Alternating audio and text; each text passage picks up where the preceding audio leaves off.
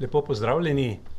Vlada je na današnji seji potrdila paket davčnih ukrepov, to, kar smo že pred časom poimenovali davčna optimizacija. Naj spomnim najprej na proces. Mi smo celotno usklajevanje o posameznih ukrepih vodili v skladu s socialnim dialogom na Ekonomsko-socialnem svetu. Bila je ravno tako odprta več kot enomesečna javna razprava, tako da na koncu smo na Ekonomskem-socialnem svetu najprej v okviru posebne pogajalske skupine to potrdili, na Ekonomskem-socialnem svetu pa pravzaprav bilo to ocenjeno kot sprejemljivo.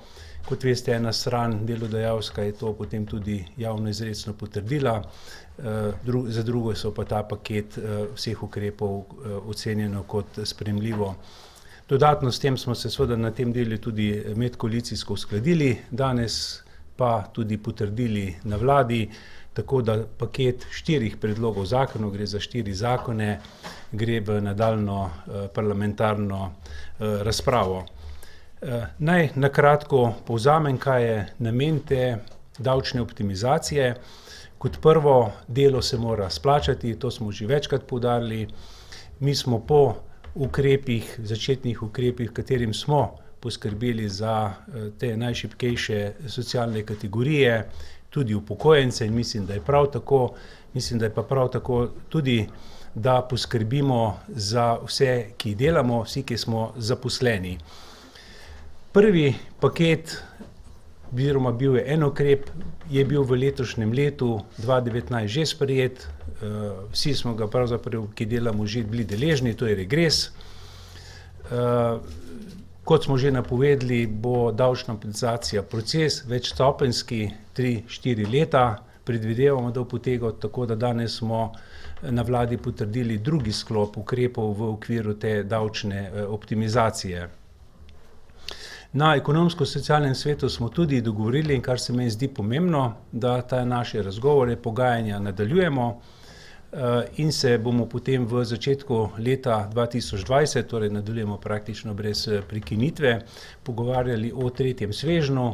Bomo pa počakali na spomladansko napoved Umarja, bomo videli, kakšna je gospodarska rast potem za leto, nadaljnjo za leto 2020 oziroma 2021, in potem nadaljujemo z temi ukrepi. Kot prvo, z davčno optimizacijo želimo razbremeniti delo. Verjetno se vsi strinjamo, in tako nam kažejo tako domače kot tuje študije, je delo v Sloveniji sorazmerno z davčnega vidika preveč obremenjeno. In mi želimo s temi ukrepi delo razbremeniti in seveda tudi naš trg dela narediti bolj zanimiv in tudi hkrati bolj mednarodno primerljiv. Drugi del, ki se nanaša, je pa seveda v kapitalskem delu, torej z prilagoditvijo teh stopenj v kapitalskem delu.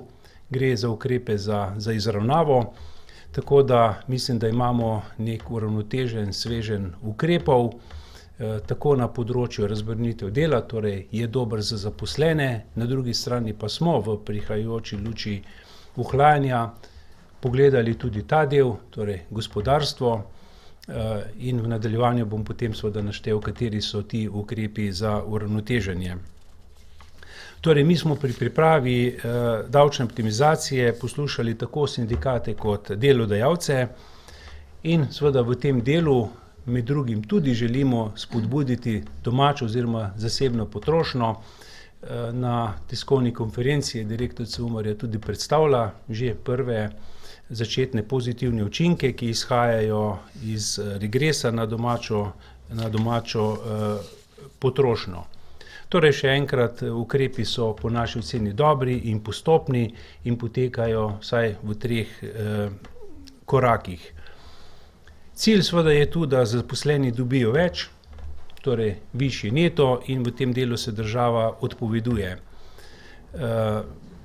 Torej, zasledujemo blaginjo in socialno varnost kot prvo in drugič, nanašajo se tudi na naša podjetja. S tem mislimo, da bodo naša podjetja konkurenčnejša, da bodo lahko nadgradijo svoj najproduktivnejši, najboljši kader In tretjič, imeli smo v mislih tudi javne finance, torej celoten sklop paketa, vključno z tako imenovanimi mehkimi ukrepi, je v nekem smislu javnofinančno nevtralen. Ravno tako smo pri ukrepih sledili cilju, da bo davčni sistem preglednejši in enostavnejši, tako da bi mogoče na kratko, ne bi vseh številk ponavljal, ampak dal tele par teh poudarkov, povedal mogoče v par stopnjah. Predvsem smo imeli v mislih prvi dohodninski razred in smo odpravljali neke nedoslednosti ali pa bi rekel mogoče anomalije, ki so se pojavile v zakonu o minimalni plači.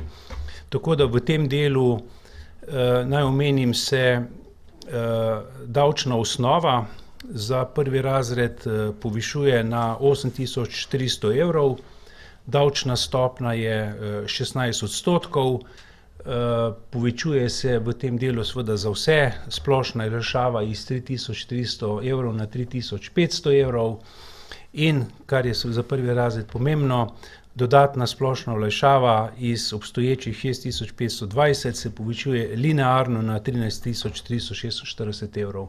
Torej, da se zajamejo praktično ali pa ujamejo, bom rekel, če nekdo zaradi kakšnega evra prekorači mejo, smo s to linearnostjo, bom rekel, tudi to zajeli.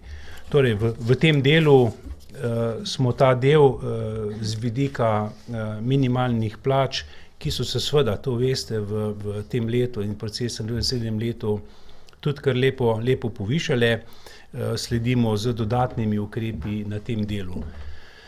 Davčni sistem pri nas oziroma lestvica je progresivna, to vsi vemo, tako tudi deluje, zato smo pogledali dodatno še posebej pozorno drugi in tretji razred. To je tisti razred, kjer so bili poudarki predvsem iz gospodarstva in seveda tudi iz, bom rekel, iz drugih segmentov in smo znižali davčno stopnjo za 1% v drugem in v tretjem razredu, torej 27 na 26% v drugem dohodninskem razredu in iz 34 na 33% v tretjem dohodninskem razredu. V tem smislu smo seveda tudi dvignili davčno lestvico v drugem dohodninskem razredu na 25.000 evrov, iz zdajšnjih 20.000 evrov in v tretjem iz 48.000 na 50.000 evrov. Torej, sumarno ti ukrepi seveda prinesejo potem skupno svoje učinke. Tako da z tega vidika je potreba pogledati sklop vseh ukrepov, ki smo jih sprejeli, ne parcialno mogoče posamezno točko ali izračun vzeti in jo aplicirati oziroma posplošiti na celoten model. Naj še enkrat ponovim, tudi v letu 2020 seveda ukrep na področju regresov, torej popolna razbremenitev tako v dohodninskem kot v smislu prispevkov ostaja. V tem delu seveda vsi zaposleni, ki dobivajo regres, bom rekel, pridobijo na neto učinkov, ker je pač bruto enako neto, torej učinki v tistem delu v povprečju izračunani so tam nekje 200 evrov na posameznika, pač seveda različno od višine prejetega regresa. Naj poudarim tudi splošno olajšavo, ki se dvigne za 200 evrov in v prvem razredu to linearnost na več kot 13.000 evrov ter hkratni dvigi razredov ter nižanje stopenj.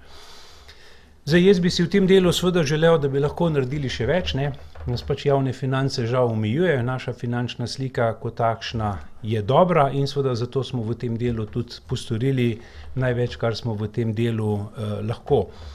Mi z ukrepi in upam, da bo gospodarska rast tudi v naslednjem letu dobra, da bo gospodarska in splošna slika v naši državi tudi v naslednjem letu dobra, tudi že definirali 4 ciljne ukrepe za pogajanja v letu 2020 z učinkom seveda v letu 2021. To je predvsem, da pogledamo še dodatno, kaj lahko naredimo v drugem in tretjem dohodninskem razredu, kaj lahko eventualno naredimo pri nagradi za poslovno uspešnost, ki je letos, bom rekel, izpadla iz tega paketa in še kakšen ukrep bi se našel. Torej, toliko na tem delu olajšav. Naj povem še ukrepe na kapitalskem delu. Kar se meni zdi zelo pomembno in s čimer smo se na nek način potem, vzeli kot sprejemljivo, je, da nominalna davčna stopnja, korporativna davčna stopnja, davek na dohodek pravnih oseb, ko pri nas imenujemo, ostaja 19%. Meni se zdi prav, da to še posebej poudarim. Gospodarstvo se ohlaja v tujini pravzaprav bolj kot pri nas.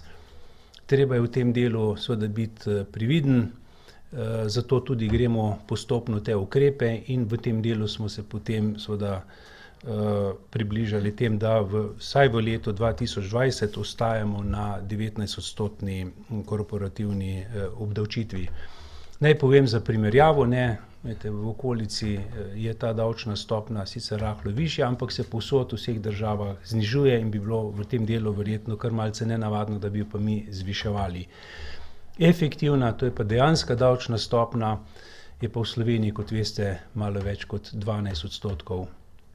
Drug ukrep, za katerega smo danes potrdili, je pa minimalna stopnja obdavčitve, to je ta minimalna efektivna stopnja, in sicer 7%, ki seveda tudi stopi v veljavo, ko bo ta paket sprejet v parlamentu z 1.1.2020. Torej vsi ti paketi so sprejeti in ko bodo sprejeti, stopi v veljavo z 1. januarjem 2020. Zdaj mogoče še samo na kratko te finančne učinke. In seveda stopnja obdavčitve dobičkov iz kapitala, sem pozabil omeniti, iz 25 na 27,5%, torej obresti, stopnja na kapitalske dobičke se zvišuje iz 25 na 27%. Torej učinki razbremenitve dela, v tem delu se država odpove prihodkom v višini 138 milijonov. Za izenačitev z obdavčitvijo kapitala država v tem delu seveda pridobi dodatne prihodke, je zvišanje stopnje na dohodek iz kapitala in dohodka za oddajanje premoženja v najem. To je ta dvig stopnje iz 25 na 27,5%, ter hkratnim seveda zvišanje normiranih stroškov za dohodke in oddajanje premoženja najem do 15%, je predviden učinek 17 milijonov evrov. Uvedba minimalne stopnje obdavčitve za davek od dohodkov pravnih oseb v višini 7%, je učinek predviden v višini 47 milijonov evrov. Dodatna javnofinančna sredstva iz naslova tako imenovanih mehkih ukrepov. Tu smo še posebej pridobili stališče FURS-a, kjer so zelo natančno razdelali, kateri ukrepi v katerih segmentih, pa je predviden predvsem z ukrepi za zmanjševanje obsega sive ekonomije, povečevanje prostovoljnega plačevanja davkov, izboljšanje učinkovitosti nadzornih organov, če rečem na kratko boj proti davčnim utajam, socialnim goljufijam, je v tem delu predvsem davčnim goljufijam v višini 74 milijonov evrov in se potem ta slika v tej meri izravna. Naj povem moje stališče, tudi če bi bil kakšen evro v tem delu manj, pa jaz verjamem, da bo FURS, kot je bil do sedaj učinkovit tudi v tem delu. Mi potrebujemo razbremenitev dela v Sloveniji, v tem delu je ta ukrep po naši oceni nujen, ga pa seveda iz previdnosti, tako kot tudi sosednje države oziroma vse države, ki uvajajo te davčne reforme, izvajamo postopno v obdobju 4 let. Toliko na kratko za moje strani. Hvala lepa. Hvala ministru. Vprašanje pa najprej glede dohodninske lestvice, imate slučajno kakšen izračun, kaj konkretno to pomeni za neto plačo nekoga, ki ima recimo minimalno plačo, nekdo, ki ima povprečno plačo, pa recimo dvakrat, trikrat povprečno, če imate kakšen konkreten izračun, kaj to na mesečni ravni neto pomeni. Pa za davek od dobička, rekli ste, za leto 2020 ne dvigujemo, kaj to pomeni za leto 2021, bomo videli glede na razmere, ali je to samo začasen ukrep in tako, in pa še najemnine, višja obdavčitev, pa hkrati tudi višji priznani stroški za večino lastnikov stanovanj, kaj to pomeni, da bojo približno na istem, ali za neko tako povprečno najemnino, kaj to dejansko pomeni? Ja, zdaj, da bi dovolj natančno odgovoril, bi verjetno potreboval dovolj natančen izračun pri sebi. Mi seveda vse te izračune imamo, ne, tako da na vsako, jaz bi rekel, specifično vprašanje lahko podamo kar natančen odgovor, kaj to pomeni v evrih in centih. Lahko seveda rečem, da smo v tem delu, kar se tiče nominalne davčne stopnje, se dogovorili v letošnjem letu ostaje, oziroma naslednjem letu in seveda letošnjem letu takšna, kot je, 19%. Nismo je niti ne uvrstili v okvir tistih ukrepov, ki jih bomo prednostno obravnavali v letu 2020 z učinkom v 2021. Tako da v tem delu je bil dogovor, da na teh ukrepih, ki sem jih jaz naštel, predvsem v tem delu razbremenitve dela, kolikor bojo seveda ugodne gospodarske razmere, nadaljujemo. Tako da moje stališče, če se bo gospodarstvo ohlajalo, nekakšna ocena je, da se do neke mere bo, se tu verjetno se vsi strinjamo, je v takšnih primerih seveda tele nominalne davčne stopnje odločitev podjetjih bolje pustiti na miru kot ne. So doseženi večji učinki oziroma v nasprotno v takih razmerah z zviševanjem nominalnih stopenj pravzaprav v tem delu zmanjšujemo učinke. Ravno tako glede tega učinka zvišane davčne stopnje oziroma višje olajšave smo šli v tem delu najemodajalcem naproti. Zdaj za vsak posamezni primer oziroma če je kak konkreten, lahko pripravimo izračun, ampak kljub vsemu nek rahel pozitivni učinek iz tega naslova bi pričakoval, vse to bi bil potem smisel tega ukrepa. Smo pa, čeprav gre samo za ta 2,5%, pa kljub vsemu prisluhnili najemodajalcev, da v okviru normiranih stroškov do sedaj ni bilo narejeno dovolj in jih zvišujemo, mislim, za 10 na 15%. Tako da en tak korekcijski ukrep, da gremo naproti, je bil storjen. Naslednje vprašanje, če je, če ni, se pravičujem, tudi Slovenija kaj? Jaz bi vas vseeno še enkrat vprašala, minister, glede drugega, tretjega razreda, koliko približno lahko nek državljan, ki je v teh dohodninskih razredih, pričakuje v neto učinku okvirno ali pa neko koliko dejansko bo profitiral, čisten tak okvir, če nam lahko date. Pa zanima me, če je bilo poleg proračuna tudi na vaših mizah, če so bile podane rešitve glede statističnega urada in sicer v zvezi s poroštvi, kako bo to vplivalo na javni dolg.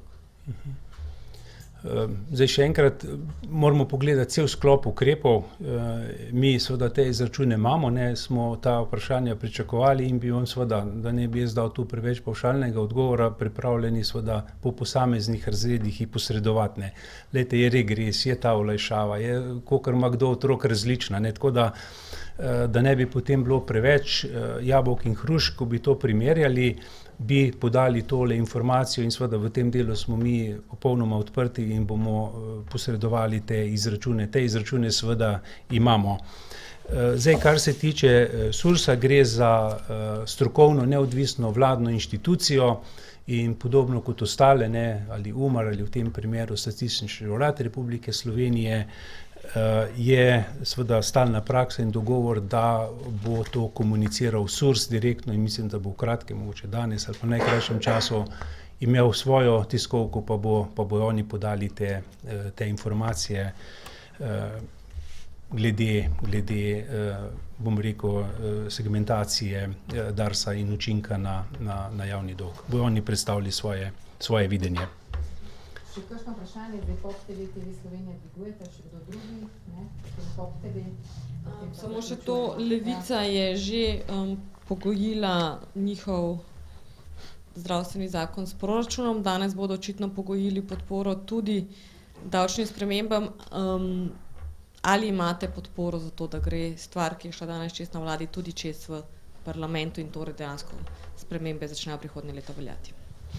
Zdaj težko direktno odgovorim na to. Mi smo ta paket sprejeli, vsekakor smo ga pripravljeni predstaviti vsem, tako partnerjem kot opozicijskim strankam. Jaz mislim, da gre za dober sklop ukrepov, predvsem bojo tu pridobili zaposleni. V skupnem znesku gre v letošnjem letu za dodatno 140 milijonov olajšav, toliko se bo vsem državljanom, ne, v tem delu povečal neto dohodek. Tako da na drugi strani smo pogledali seveda tudi gospodarstvo, da je en tak uravnotežen sklop predlogov. Tako da jaz pravzaprav pričakujem podporo. Jaz mislim, da je kot ta paket davčne optimizacije dober tako za zaposlene kot za podjetja. Še zadnje vprašanje, TV Slovenija, potem moramo na drugo temo. Ja, minister, bili ste na sestanku, kjer so koalicijski oziroma predsedniki koalicijskih strank razpravljali o ustanovitvi nove letalske družbe Adria, pa me zanima, ali ima država pripravljen denar za ustanovitev nove letalske družbe, če morda lahko razkrijete, koliko naj bi dala država v to, če bo dala. Pa zanima me, če veste morda, zakaj turizma ni na dnevnem redu seje vlade danes bilo. Torej, kar se tiče možnosti, ne, saj danes bo dodatno za mano še ministrica za infrastrukture, sta seveda te dve opciji, ena izmed teh opcij je seveda lahko tudi ustanovitev nove družbe še na mizi. Kot veste, smo zadolžili tako SDH kot UTB, da naredi finančne analize. Seveda bojo tu potrebne še dodatne finančne analize, preden se mi odločimo, in potrebni bojo še tudi seveda razgovori z partnerji, tako da tu je še precej kombinacij, je zadeva še preveč odprta, da bi v tej fazi lahko vam karkoli konkretno odgovoril. Vi osebno podpirate to idejo o novi letalski družbi? Ja, jaz bom odprl vsako ekonomsko upravičeno odločitev. Tako, hvala lepa ministru. Prehajamo na že omenjeno aktualno temo. Hvala lepa, nasvidenje. In sicer vabi ministrica za infrastrukturo.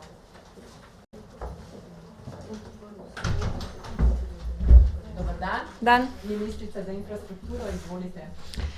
Kot verjetno že veste, je vlada danes potrdila spremembo zakona o letalstvu. Pravzaprav gre za spremembo enega samega člena, 68. člen, ki daje državi možnost, da vzpostavi gospodarsko javno službo tudi za letalske povezave. Zakon daje samo možnost, treba se bo seveda uskladiti v nadaljevanju z Evropsko komisijo, treba bo sprejeti uredbo in na koncu narediti tudi razpis, kjer bo možnost prijave za vse enaka. To možnost posebej izpostavljam zato, ker v zakonu v tem trenutku ni ocenjenih finančnih posledic, ker jih pravzaprav niti ne more biti, ker ne vemo, katere bodo tiste linije, ki jih trg ne bo uredil sam. To je namreč eden od evropskih pogojev, da to gospodarsko javno službo lahko vzpostavimo. Ampak kakorkoli, meni osebno se zdi pomembno, da je vlada ta zakon danes sprejela in da država bo po sprejemu v državnem zboru imela kakorkoli možnost ukrepanja, še enkrat, če trg ne bo oddelal svojega. Hvala ministrici za uvod, zdaj pa vaše vprašanje na to točko današnjega dnevnega reda seje vlade. TV Slovenija, izvolite. Ministrica, mene zanima, katere linije ne bi trg pokril? Ker v tem trenutku vemo, da je Fraport zagotovil, da praktično bo pokril vse linije v dobrem letu. Nimamo te ocene oziroma težko to oceno naredimo, zato pravim, da je najprej treba počakati in ugotoviti tudi, se pravi, to mora pa država ugotoviti, katere so tiste pomembne linije za državo z vidika turizma, z vidika gospodarstva, lahko še kakšen tretji vidik najdemo, ampak to sledi v nadaljevanju. Ta zakon, ki bo sprejet, upam, predlagamo hitri postopek, ker gre res za spremembo samo enega člena, bo dal možnost, da država ukrepa naprej. Seveda si pa najprej želimo, da bi se Ljubljana z čim več linijami, čim ceneje, čim bolj povezala z Evropo in mogoče tudi svetom. Imamo vprašanje Planetke, potem še enkrat. Pravite, ne veste, katere so te linije, ampak se pravičujem. Vendar ne vemo, kako je Adria poslovala, torej vemo, kje je bila frekvenca visoka, verjetno bi lahko iz tega že sprejeli te sklepe. Ne, si ne bi niti dovolila, niti upala, ker še enkrat poudarjam, najprej mora država oceniti, oziroma najprej mora trg pokazati, katere te linije bodo vzpostavljene tudi brez Adrie Airways, in na koncu bo morala naša država povedati, katera od linij, mogoče tudi kakšna, ki je do danes ni bilo, je pa tako pomembna za našo državo, da jo lahko izpeljemo kot gospodarsko javno službo. Če bo trg dobro funkcioniral v tem smislu, potem morda sploh ne bo potrebno poseči. Se strinjam. Se vam zdi, da greš v to smer zdaj s temi 4 linijami? Ne, težko, to je res zelo težko oceniti. Zdaj, bom rekla, ta določba bi lahko v zakonu bila že od nekdaj, je pač ni bilo, mi si dajemo možnost, mi si dajemo pravico. Sem pa danes na vladi rekla, mogoče bomo, seveda, če bo denar na voljo, lahko razmišljali tudi o kakšni liniji, ki bi jo vzpostavili iz letališča Maribor. TV Slovenija. Gregor Drošek, TV Slovenija. Ampak ali torej ta sprejem tega zakona danes vendarle nekako že nakazuje tudi prihodne odločitve vlade, torej da ne bo šla v neko ustanavljanje druge letalske družbe? Ne, jaz ne bi tega rekla. Zakon je bil v bistvu pripravljen že prej, preden je Adria Airways končala nažalost v stečaju, tako da jaz ne bi tega neposredno povezovala. Še TV Slovenija imamo vprašanje. Ja, ministrica, zanima me vaše mnenje, ali je za davkoplačevalce upravičeno, da gremo v novo letalsko družbo, če trg kaže, da se polnijo linije in da so karte cenejše. Kako bomo upravičili do davkoplačevalcev ustanovitev nove letalske družbe? Vaše mnenje me zanima. Moje osebno mnenje je, da težko, če bo trg te linije vzpostavil. Zaenkrat vseh še ni vzpostavljenih in na drugi strani tudi še ni narejene natančne analize, kaj bi finančno vzpostavitev te družbe pomenila. Jaz vam pa lahko povem v svojem in v imenu naše stranke, da seveda bomo zelo budno bedeli nad odločitvami, ki javnofinančno ne bi bile ustrezne. Prvič in drugič. Ministrica, te izračune, ki ste jih slišali predvsem od DUTB-ja 2 dni nazaj, vas niso prepričali. Torej, te izračuni za morebitno ustanovitev nove družbe, nam jih lahko morda zaupate in ali to že pomeni, da se tudi vlada nekako odmika od te ideje po ustanovitvi nove družbe? Kot veste, smo takrat po tem sestanku povedali, da bosta tako DUTB kot SDH naredila, obe inštituciji naredili še nekaj dodatnih analiz, dali še nekaj dodatnih izračunov na mizo, ki bodo temelj za odločanje vlade in konec koncev tudi koalicije, kako naprej. Dogovorili smo se in tudi predsednik je 2 dni nazaj ali 3 dni nazaj prosil, da razumete, da pač o številkah, dokler niso dokončne ali pa končne, ne moramo govoriti in jaz tudi prosim, da danes to razumete. Predviden ni, domnevam, da ko boste ti dve inštituciji to, če lahko rečem, domačo nalogo naredili, boste povedali in se bomo v zelo kratkem dobili. To pa moram povedati, vseeno vesela, da se vzpostavljajo tudi mimo aktivnosti vlade določene linije, ki bodo Ljubljano povezale, oziroma da bo Ljubljana letališče ostalo povezano z Evropo in še bolj vesela, če držijo številke, da bodo tudi, bom rekla, karte na teh linijah dosti cenejše, kot so bile doslej. Edina številka, ki pa smo jo do zdaj slišali, je bilo v ponedeljek od ministra Počivalška, ki je govoril, da bi bilo treba 4 do 5 milijone evrov letno dati za subvencioniranje nekih linij. Očitno neki izračun obstaja, torej za koliko linij je to mišljeno in za katere? To boste morali vprašati gospoda Počivalška, to ni bila tema tistega pogovora, oziroma tudi jaz samo takšno številko poznam. Še kakšno vprašanje? Al Jazeera? Na to temo predvidevam? Se pravi, samo še za dodatno pojasnilo, samo o vašem zakonu je bila danes beseda o tem, ali iti v novo družbo ali ne, nič zaenkrat. Tako je. Hvala ministrici. Hvala, lep dan. In nadaljujemo z naslednjim paketom iz področja pristojnosti Ministrstva za delo, socialne zadeve, družino in enake možnosti. Z nami bo državni sekretar, izvolite. Dober dan, lepo pozdravljeni vsi skupaj.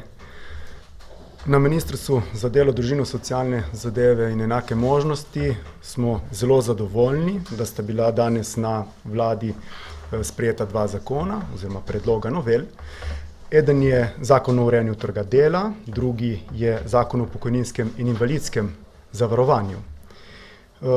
Oba sta nekako nastala skozi usmeritve, ki smo jih pripravili v začetku letošnjega leta.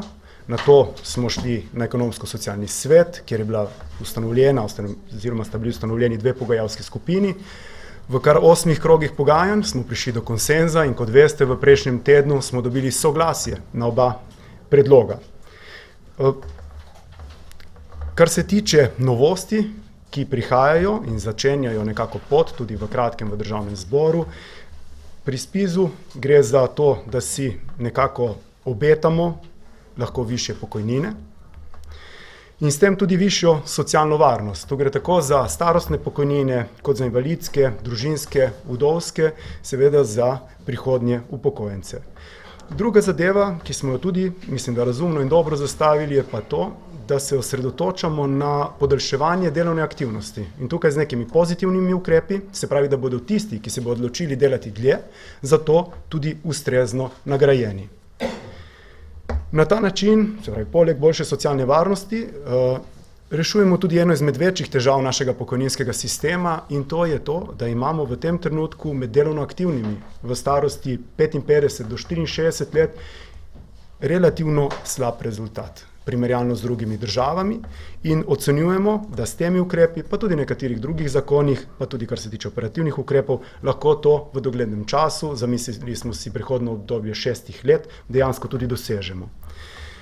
Druga zadeva, ki je povezana pa z zakonom o urejanju trga dela, tukaj smo nekako pristopili k ukrepom, ki bi zagotovili hitrejšo aktivacijo, tukaj predvsem skozi boljši servis državljanom, ki ga mi zagotavljamo, tudi v sodelovanju z Zavodom za zaposlovanje.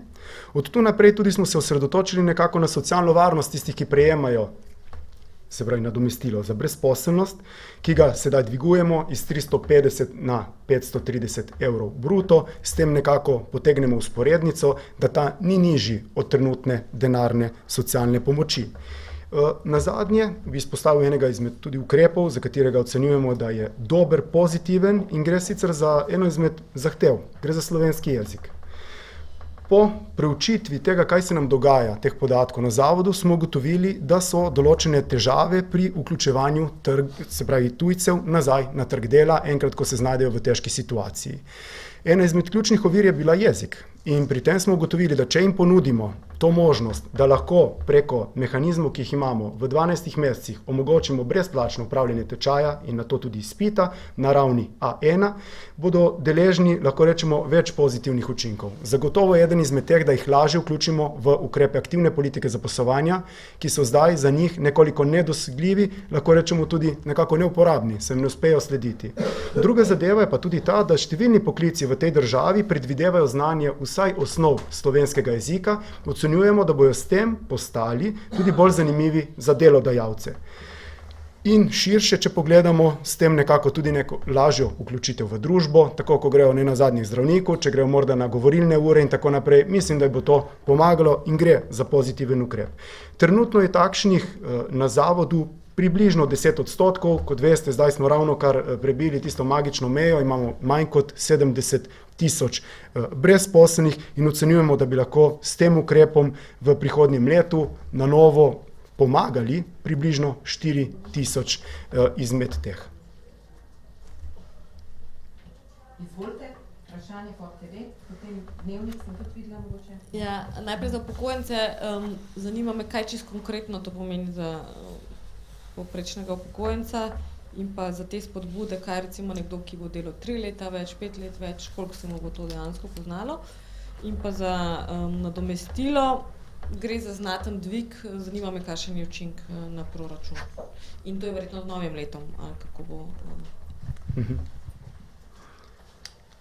Drži. Hvala za besedo. Prva reč, se pravi, če nekdo dela dlje, kot smo rekli, let je predvideno prehodno obdobje, tukaj govorimo o odmernem odstotku, trenutno za moške velja odmerni odstotek 57,25%. To je tisti odstotek, ki se uporablja pri preračunu pokojnine, se pravi vzamemo 24 najboljših let, izračunamo, koliko pripada in tukaj se izračuna pokojnina. V 6 letih bo ta odstotek za moške se izenačil z ženskim na 63,5%. Zdaj, se pravi, aktivacijo, s čim jo skušamo nekako dodatno stimulirati, ravno s tem, da dejansko si bo lahko vsak, v tem primeru, če bo recimo 3 leta dlje delal, če je že izpolnil pogoje za upokojitev, gre tukaj za najmanj 3 pozitivne, lahko tako rečemo, učinke na njegov status. Nekateri so dolgoročni, se pravi višji odmerni odstotek, recimo namesto 57,25 bo tam morda izhodiščni odmerni odstotek 60, 61, se pravi tam nekje do 63,5. Druga zadeva je to, da imamo ob izpolnitvi polnih pogojev eno rešitev, ki predvideva po novem, da bo ta deležen približno 3 oziroma točno 3 dodatnih odstotkov na letni ravni pri obračunu pokojnine. Kaj to pomeni? To pomeni, da v 3 letih lahko pričakuje približno 9 odstotnih točk višjo pokojnino, preračunano bi bilo to tam nekje 12 do 15 odstotkov višja pokojnina. Dodatno velja omeniti tudi dvojni status, o tem je bilo kar nekaj pogovorov, tudi izjemno, lahko rečemo, zanimiva usklajevanja so bila s tem v zvezi in tukaj smo za prva 3 leta nekako dvignili odstotek iz 20 na 40 odstotkov, kar dejansko tudi ugotavljamo, da številni jih motivira, bodi si neka dolgotrajna, če rečemo temu, boljši socialni status, kot pa tudi trenutni. Na ta način si obetamo, da bo nek pozitiven učinek, ki bi ljudi stimuliral k temu, da ostanejo na trgu dela.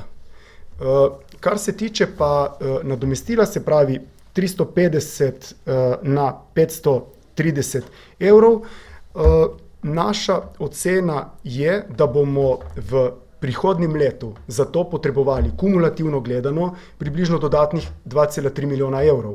Leto kasneje pa zaradi nekaterih komplementarnih ukrepov, ki začnejo delovati, bomo lahko temu rekli nekako znižali izdatke na približno minus 300 tisoč evrov, leto kasneje na nekaj čez 2 milijona evrov. Gre pa za to, da si obetamo ravno teh ukrepov, ki so v zakonu o urejanju trga dela, da bomo jih lahko hitreje aktivirali, se pravi, ne bo se več moglo zgoditi, da bi nekdo morda zaradi preobilice dela ali kakorkoli že, dlje časa ostal brez klica bodi si Zavoda za zaposlovanje, bodi si Centra za socialno delo.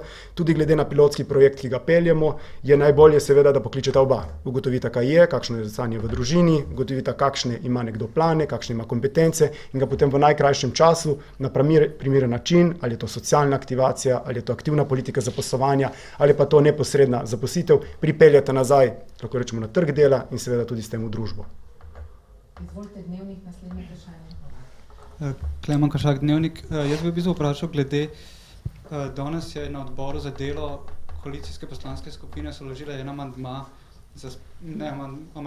ki bi spremenil zakon o urejanju trga dela, da glede tega, katero službo lahko zavrne prejemnik denarne socialne pomoči. Pa me zanima, če poznate ta predlog, kakšno je stališče do njega, pa predvsem v luči tega aktualnega zapleta z socialnim dialogom, a gre taka sprememba na ekonomsko-socialni svet? Zdaj ta amandma težko komentiram, kot razumem je bil vložen strani ene izmed opozicijskih strank, vem, da je bilo kar nekaj govora na to temo, kar lahko rečem z vidika ministrstva zgolj ena malenkost. Mi smo se že ukvarjali in iskali določene rešitve na tem področju, ker smo ugotovili, da lahko v neki situaciji kdo pride lahko rečemo v pad pozicijo.